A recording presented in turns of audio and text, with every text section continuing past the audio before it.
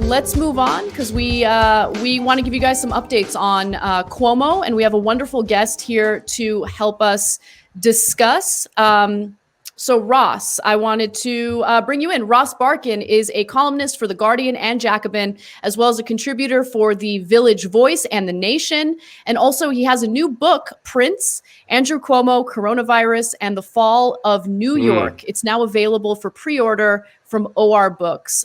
Thank you so much for joining us, I see Ross. what you did there with that title and that cover art. I see what you did there. That's very clever. I did not. I don't have any artistic skills, so I cannot take credit for the cover. But it's a great cover, and I'm very very happy with it. So Machiavelli, yeah, he's the Machiavellian governor. Nice. So Cuomo has been in the news quite a bit. Unfortunately, I feel like a lot of the focus on what he did in covering up mass deaths during the coronavirus pandemic has gotten less attention, while the allegations of sexual harassment have gotten far more attention. Not saying that that's not an important story to cover, but I actually want to start off with his decisions and his leadership during this pandemic, because the media would have you believe that he was fantastic. He was great. But he made a whole host of terrible decisions. And the vaccine rollout was also pretty shaky in New York as well. So can we start with that? Yes. So the current narrative of Cuomo is he's had this tremendous downfall from this peak of success and accomplishment. And there was a peak of popularity, but he was never successful in terms of taming the pandemic. So from the very beginning, New York was very slow to react. Andrew Cuomo actually dismissed the idea of a shelter-in-place order for New York City after California, San Francisco, and the surrounding counties in particular had already done it. He was comparing coronavirus to the flu as recently as March 11th of 2020. And by this point, we all knew what COVID was. And he repeatedly downplayed it throughout February and March, said it was like Ebola, it was like SARS, it wasn't as bad as those, and that the fear itself was worse than the virus. So a lot of this early failure of Cuomo has really been lost in the shuffle of all the current scandals. And I feel like it's very important we remember almost 50,000 people have died of coronavirus in New York State. It has the second highest death toll, the second highest death rate. The only death rate higher is New Jersey. And New Jersey's death rate very much is a derivative from New York, because New York City was an epicenter. So it's just very important to remember at no time was Cuomo successful in terms of containing COVID-19 or saving people's lives. It was an utter disaster, a humanitarian catastrophe, the worst cataclysm to hit New York ever, and I include 9/11. Because far more people died from COVID here in New York than in 9/11. And And, us on the left have long hated Cuomo. This is nothing new for us. Cuomo has been primary twice before from the left, Zephyr Teachout and Cynthia Nixon. We have always hated Cuomo. We always knew that this was the way he acted. But I think for a lot of people kind of in the rest of America, like this is kind of like the first taste they're getting of Cuomo's monstrosity. I mean, literally rewriting reports to lie about the number of people who died in his state. What are some of Cuomo's kind of greatest hits from before this pandemic? Like, why did we on the left hate him long before coronavirus existed? I always say the original sin of Cuomo, and this is very important for the liberal Democrats watching, those who believe in the resistance, who have hashtags in their Twitter profiles, and the blue wave people, the people who really think Cuomo has done a tremendous job. I always remind them, Andrew Cuomo literally fought to keep Republicans in control of the New York State Senate for almost his entire tenure as governor. So New York is a pretty blue state. We have not voted for a Republican presidential candidate since Ronald Reagan's reelection in 1984. Yet we had a Republican-controlled state Senate from 2011 through 2018. So you're talking about a a long time, and that was because Andrew Cuomo, one, allowed Republicans to gerrymander their own districts in the state Senate. That was one original sin. And the second thing that happened was Democrats won enough seats after the 2012 election to take control of the state Senate, push Republicans into the minority, and Andrew Cuomo helped a rogue group of Democrats called the Independent Democratic Conference form a unprecedented coalition government with the Senate Republicans. And together, this coalition government of Senate Republicans and breakaway Democrats, the IDC, controlled the state Senate from 2013 through 18.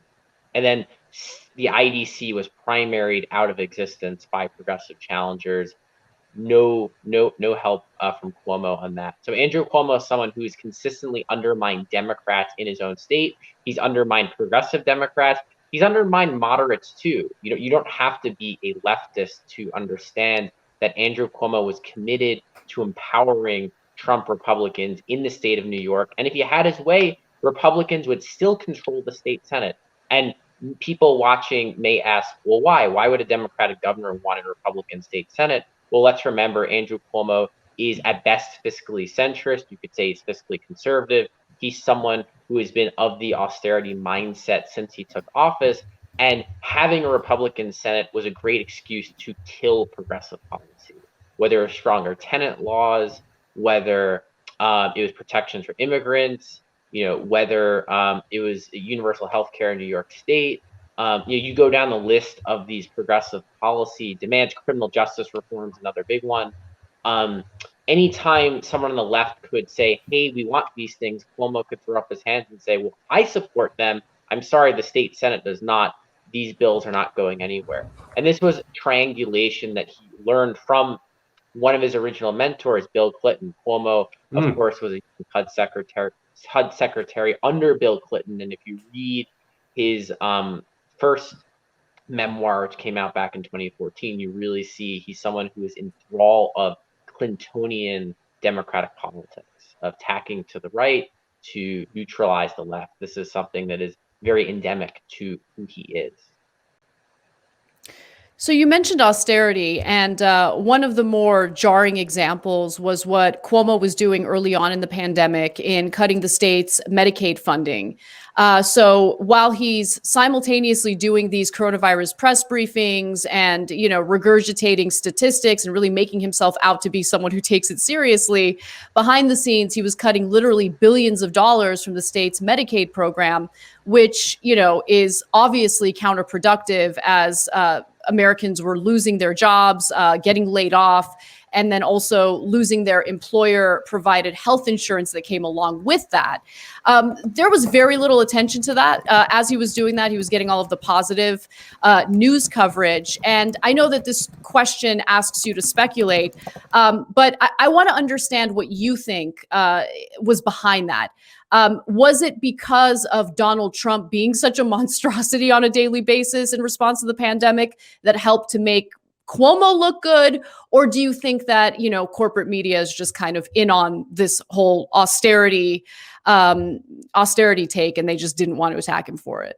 Or maybe both? I think it was Donald Trump, because what you're seeing now is Cuomo is at the center of two different scandals that are getting a tremendous amount of attention in corporate media.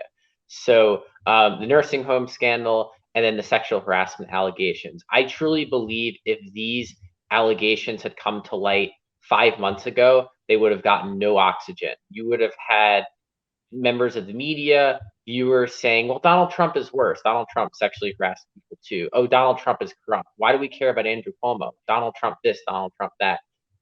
The beginning of the pandemic was a very scary time for a lot of people. And it was also a time which I think we'll look in retrospect with quite a bit of curiosity and confusion. I really think you had a lot of people who are stuck in their homes. You had members of the media who were hunting for a good narrative. You had a void to fill, and Donald Trump was such a catastrophe. There was this desperation on the part of many pundits and people in the media to find a foil, right? If someone is bad, someone else must be good. And I wrote critically about this in a column recently, that there's this desire of reporters to act like novelists and craft narratives. I love novels and I love fiction, but I'm also a journalist, and I don't believe these principles should apply to journalism. Now, couldn't they have found a different foil? There were governors who handled the pandemic well. Jay Inslee in Washington State was one. Phil Scott, a moderate Republican in Vermont, did a pretty good job. Vermont has a very low death rate.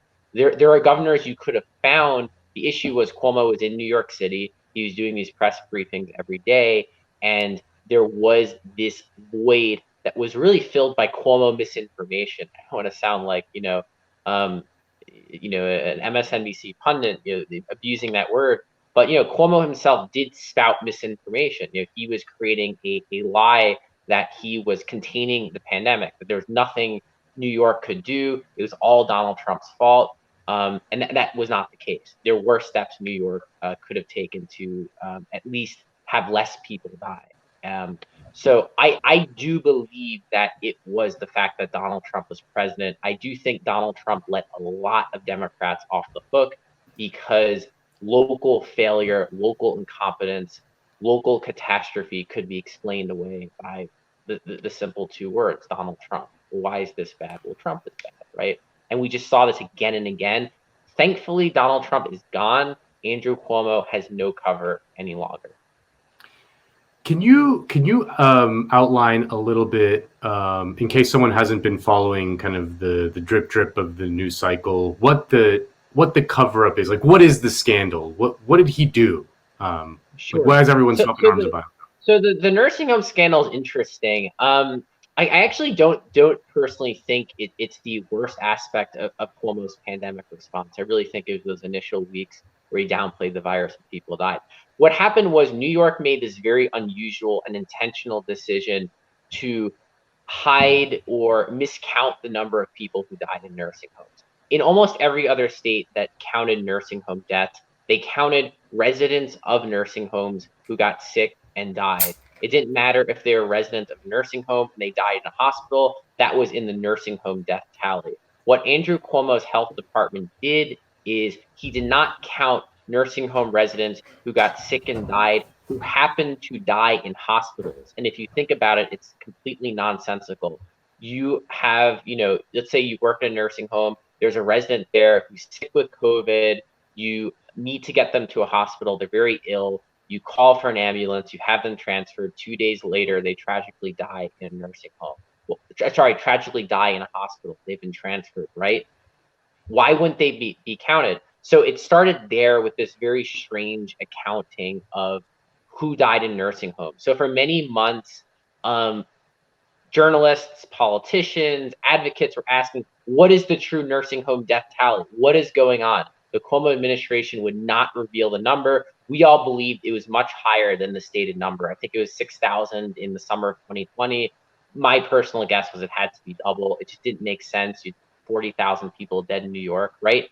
So what happened was the Attorney General of New York State, Letitia James, put out a report back in January that said what we all suspected, that New York was undercounting nursing home deaths probably by 50%. And then that number magically by the Department of Health got revised to be more than 50% higher. The next part of the scandal, so follow along here, Melissa DeRosa, who is Cuomo's top aide, probably the second most powerful person in New York State, told state legislators the reason she didn't give over the real nursing home data back in the summer of 2020 was she feared a investigation from Donald Trump's Department of Justice. And apparently there was a probe. It didn't really go anywhere. So that was kind of the initial burst of scandal, that they had real numbers and that they hid them. There actually was a report in the New York Times and the Wall Street Journal just about a day or two ago that went even further and said that they had the proper nursing home count even before they feared this probe. What is becoming apparent, and this is not like 100%, but this is my strong hunch and a lot of suspicions of people who cover this stuff, that Andrew Cuomo was pushing the nursing home death tally down intentionally because he was writing a memoir about the pandemic and he thought it would reflect badly. And he was intentionally pushing this number down probably to juice his book sales. It looks like, the more we get through this. So, you're really talking about a cover up, right? Had he just been honest and given a proper nursing home death tally from the beginning, you would not have this scandal at all. Kind of reminds me of Watergate, where the cover up really created another scandal. But it really speaks to Cuomo's management approach. He's someone who's always governed in secrecy. He's someone who's always lacked transparency. He's someone who's always been extremely arrogant and extremely obsessed with his image. So none of this really surprises me. And now there is a current FBI probe into Cuomo's handling nursing homes. So you have the sexual harassment allegations, and you have an FBI probe into his handling of nursing homes. Two concurrent scandals into his administration as we speak. So let's talk about the sexual harassment allegations against him. And that really led to an explosion of negative news coverage. First, it began with one former staffer who said that he had asked her all sorts of inappropriate questions and made her uncomfortable, and also kissed her without her consent. And keep in mind, this is a staffer of his, so there's an issue with the power dynamic there. Then we heard from a second staffer who made similar allegations, although the second staffer did not say anything about being touched. But the line of questioning coming from Cuomo was highly inappropriate, asked her questions about if she would have sex with older men, made it clear that the older man that he was talking about was himself. Asked about her history with, sexual abuse. I mean, just awful, awful stuff. And then we also learned about a woman at a wedding that he attended who, he touched the small of her back and then proceeded to ask her inappropriate questions. And then she also provided a picture of him awkwardly putting his hands on her face. So, all of this stuff is coming out. And one thing that's been very clear through all of these allegations is that he seems to feel that he's untouchable, right? He seems to think that he can engage in these conversations and not ever have to face any consequences for them. He released a statement saying that he never inappropriately touched any of them, although I would argue kissing someone against their will and without consent is inappropriate touching. But as a boss, as someone who's basically these staffers' employer here, just the types of conversations that he would engage in were obviously inappropriate. Can you talk a little bit about your thoughts on these allegations and whether this is going to lead to any consequences for him? Sure. So the allegations are pretty credible. You have two former staffers. You have a third woman who's not a staffer, but there is a photograph of Cuomo grabbing her by her face to kiss her, where she looks, quite frankly, terrified. So I do believe, these will bring consequences for Andrew Cuomo. He's politically damaged. His poll numbers are going down. I talked to a lot of people in New York State government, politicians, labor leaders. They feel Cuomo is imperiled. The question really is what comes next, right? What you're hearing from a lot of Democrats with power in the state, particularly the leaders in the state legislature, is another allegation could really spell the end for Cuomo. And the end means impeachment. The end means powerful people in the state calling for him to step down. Right now, the resignation calls have been isolated. You have some progressives. You had one Congresswoman, Kathleen Rice, call for it. But generally speaking, a lot of Democrats are waiting and seeing. Cuomo has said, wait for the Attorney General to put out her report on the allegations and let the facts, tell us the truth, right? So due process is an important thing. And so a lot of people in politics are waiting for that Attorney General's report. So she's probing the allegations. It's probably going to take a month or two. The general feeling, at least I would say my own sense, is he's going to have a very hard time running successfully for re-election. If you asked me a few weeks ago, I would have said he's a shoo-in for re-election. If he's someone he's been governor for almost 12 years now, he'll be he's in his 11th year now. He can raise inordinate amounts of money because New York has awful campaign finance laws, thanks in part to Andrew Cuomo. So he was always a very strong incumbent. But these allegations have weakened him. If there are no more allegations and the report in some way exonerates him, he will get off and be able to survive, kind of like Ralph Northam weathered his blackface scandal a few years ago. But another allegation could damage him severely. And if the report is really as devastating as many people think it will be, that will also damage him a lot. So for the first time in his decade in office, he's weakened. And this is someone who's seen his close aide go to prison, Joe Prococo, in a bribery scandal. This is someone who has been besieged by scandal before, but it never really penetrated his popularity, and he never lost the support of his donors, of labor leaders, of elected officials. This does feel different. Now, what happens next is anyone's guess. It's hard to see him resigning because he's someone who will fight to the death to maintain his power. Power for him is like oxygen for us. So it's hard for me to see it yet, but I do think it's much more possible than it ever was before. And I do think he will be damaged seeking a fourth term if he chooses to do that.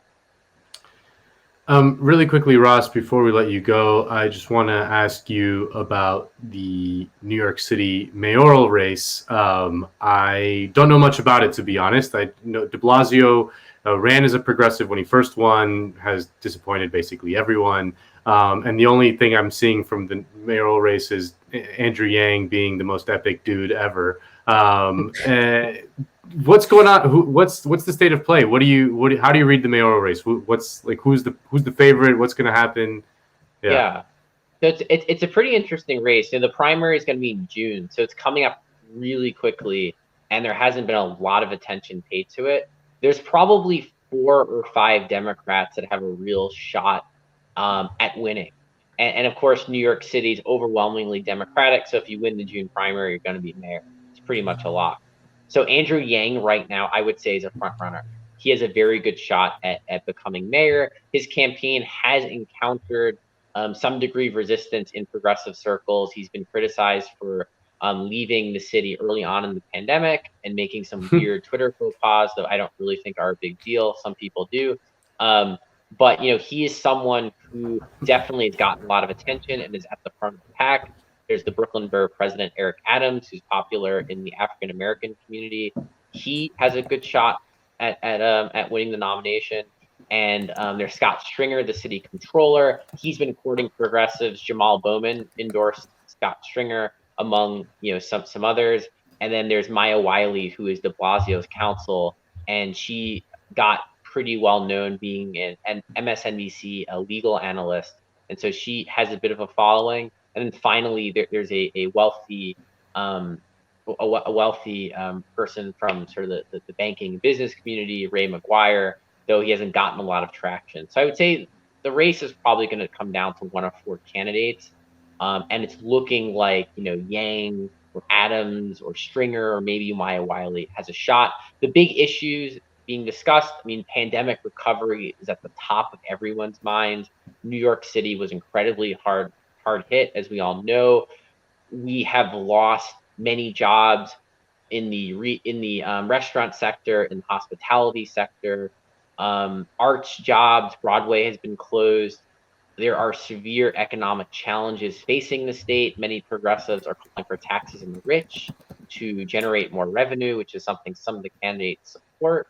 So that is sort of the state of play right now, but it's definitely been a sleepier race. And I think now the Cuomo scandal has overshadowed it. Wow. Look forward to the Yang gang getting everything they've always wanted with their guy I don't know running if New York City. they wanted this like 4 months ago, but right. They'll take it.